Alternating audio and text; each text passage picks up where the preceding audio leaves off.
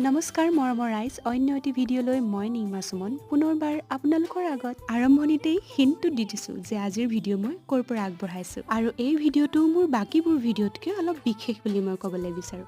কিয় বিশেষ সেয়াও মই জনাই আছোঁ।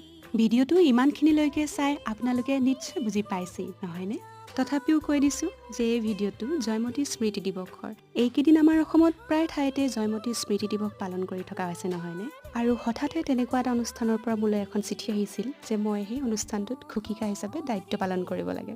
মইতো মানাই কৰি দিছিলোঁ কাৰণ এনেকুৱা অনুষ্ঠান কেতিয়াও কৰি পোৱা নাছিলোঁ। কিন্তু অনুষ্ঠানৰ মাত্ৰ দুদিন আগত এওঁলোকে আমাৰ মনদীপাকো কণ্টেক্ট কৰি দিছিল মোৰ লগ হওক বুলি, মোৰ সহযোগী হিচাপে, আৰু আমি দুজনীয়ে মিলি অনুষ্ঠানটো আগবঢ়াই লৈ গ'লোঁ। আজৰি হৈ যেতিয়া আমি নাটক চাবলৈ বহিছিলোঁ, মিউজিকৰ মানুহকেইজনে মোক কৈছিল যে খুব ধুনীয়াকৈ কৰিলোঁ হেনো। মনটো ভাল লাগি গ'ল। মোৰ নতুন আৰু প্ৰথম অভিজ্ঞতা, সেইকাৰণে কৈছিলোঁ যে ভিডিঅ'টো বিশেষ কৰিব। আৰু লগ পাইছোঁ নেক্সট ভিডিঅ'ত, তেতিয়ালৈ ভালেই থাকিব।